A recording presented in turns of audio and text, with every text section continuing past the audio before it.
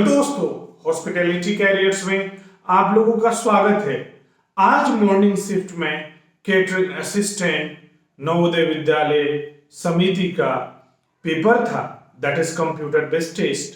तो आइए हम पेपर का एनालिसिस करते हैं कि आज का सीबीटी टेस्ट कैसा था in compare to previous year.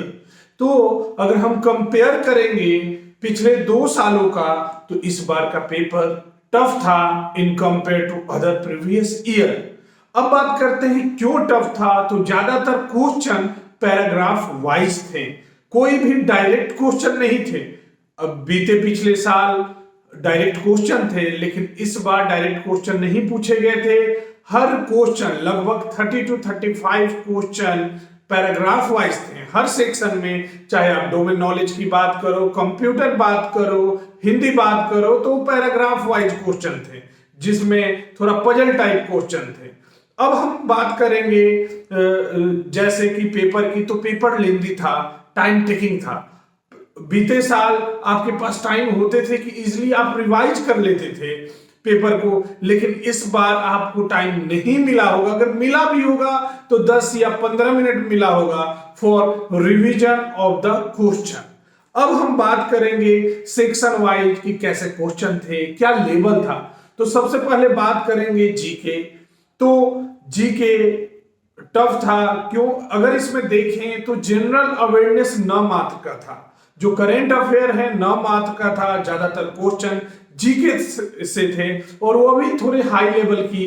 अगर जो होटल मैनेजमेंट स्टूडेंट हैं उनके लिए टफ है, क्योंकि वो जीके नहीं पढ़ते हैं। हाँ, जो गवर्नमेंट जॉब की प्रिपरेशन पहले से करते होंगे वो ये क्वेश्चन टच किए होंगे, अदरवाइज ज्यादा बच्चों ने ये क्वेश्चन टच नहीं किए होंगे। जैसे मैरी कॉम पे क्वेश्चन था, अकबर से रिलेटेड क्वेश्चन था कि अकबर के दरबार में पोएट कौन थे, नवरत्न कौन थे। फिर हाई कोर्ट से क्वेश्चन था। तो ये जीके के क्वेश्चन थे। अब हम बात करेंगे reasoning. Reasoning is the game changer. इस बार रीजनिंग ही गेम चेंजर बनेगा। क्यों? रीजनिंग में इस बार जो लेवल आया था वो बैंक के लेवल का क्वेश्चन आया था। बताओ कैसे? इस बार पजल टाइप क्वेश्चन आए थे। जैसे चाहे पजल हो चेयर वाला, जो राउंड चेयर का होता है कि राम श्याम के दाएं बैठा है, श्याम राम और बबीता के बीच में बैठा है। ये पजल क्वेश्चन आए थे। एक पजल डायरेक्शन का था, और भी ब्लड रिलेशन के क्वेश्चन थे, और भी क्वेश्चन थे। तो रीजनिंग थोड़ा टफ था। अगर हाँ किसी ने बैंक का एग्जाम दिया हो या बैंक के पेपर सॉल्व किए होंगे तो वो ये सभी क्वेश्चन अटेम्प्ट किए होंगे। अब हम बात करते हैं इंग्लिश की। तो इंग्लिश इजी टू मॉडरेट था। इंग्लिश में एक पैसेज था, फिल इन द ब्लैंक था, सिनोनिम थे, एंटोनिम थे। तो इंग्लिश लगभग सभी बच्चों ने अच्छे से अटेम्प्ट किया होगा। हाँ, हिंदी मॉडरेट लेवल था। हाँ, जिन बच्चों ने हिंदी का प्रैक्टिस अगर अच्छे से किया होगा उन्होंने क्वेश्चन को अच्छे से अटेम्प्ट किया होगा। हाँ, जिन्होंने जल्दबाजी में तैयारी की होगी 1 महीने 2 महीने और हाँ प्रैक्टिस ना किया होगा, तो कुछ क्वेश्चन उनके गलत हो सकते हैं। अब हम बात करेंगे computer. Computer is also easy to moderate, basic level के थे। अब हम बात करेंगे last and most important, that is domain knowledge. Domain knowledge में प्रोफेशनल नॉलेज, ये सबसे ज्यादा मार्क्स के थे, दैट इज ऑफ 60 मार्क्स। इसमें से culinary टर्म्स अबाउट 10 मार्क्स से थे। तो जिन्होंने थ्योरी ऑफ कुकरी पढ़ा होगा और जिन्होंने मेरा क्लास यूट्यूब पे किया होगा, तो डोमेन नॉलेज उन्होंने अच्छे से अटेम्प्ट किए होंगे। बहुत सारे क्वेश्चन जो मैंने डिस्कस कराए वो डायरेक्टली नहीं आए होंगे, बट उससे रिलेटेड, उसके ऑप्शन से रिलेटेड भी क्वेश्चन बहुत सारे आए थे। क्रिमिनलाइजेशन आया था, कश्मीर कुजिन से आया था, गोवा कुजिन से आया था क्वेश्चंस, culinary टर्म्स आए थे। इसमें भी पजल टाइप क्वेश्चन थे, पैराग्राफ टाइप क्वेश्चन थे। तो बहुत सारे बच्चे कंफ्यूज हो गए होंगे, कितनों सारों ने कंफ्यूजन के कारण 2-4 क्वेश्चन गलत भी कर दिए होंगे। इसमें बेकरी से मोस्टली क्वेश्चन थे, कुजिन से क्वेश्चन थे, जैसे गोवा कुजिन से भी क्वेश्चन था, और कहां से क्वेश्चन था, कुलिनरी टर्म से भी क्वेश्चन थे। अब हम बात करेंगे आपका क्या कि हाँ एक्सपेक्टेड कट ऑफ कितना जाएगा।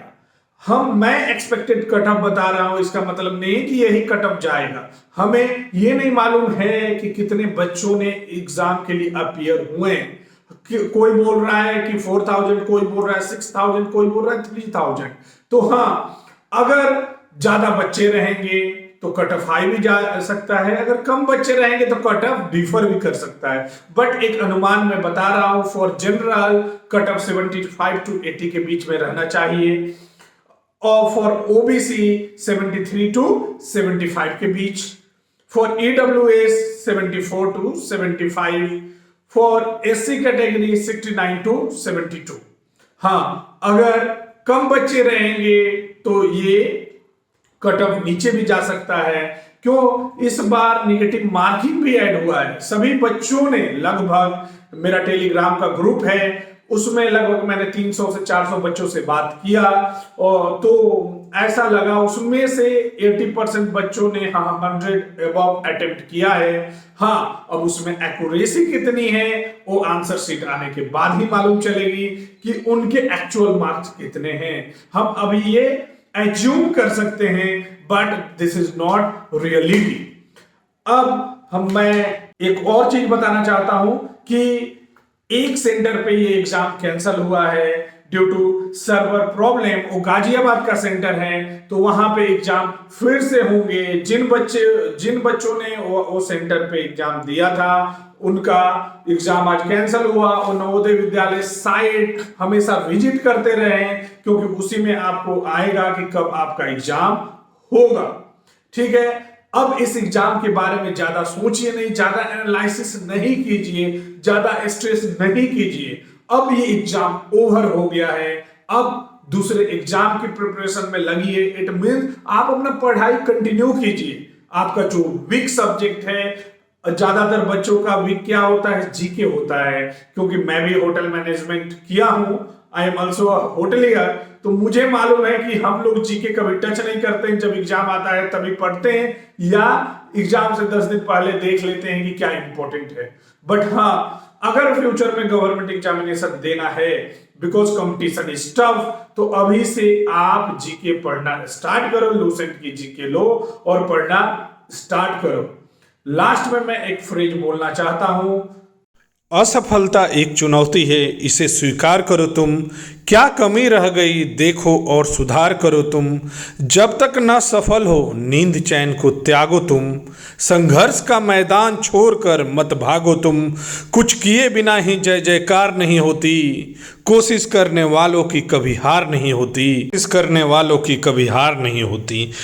अगर किसी का एग्ज़ाम खराब गया हो, निराश नहीं हो, फिर से प्रयत्न करें, फिर से तैयारी करें, उनकी विजय जरूर होगी। वो एग्ज़ाम जल्द से जल्द क्लियर करेंगे, और मैं हमेशा आपके हेल्प के लिए हूँ। अगर आपको कोई सजेशन चाहिए, अगर आपको कोई एडवाइस चाहिए, तो आप मुझे कभी भी व्हाट्सएप कर सकते हैं। Thank you.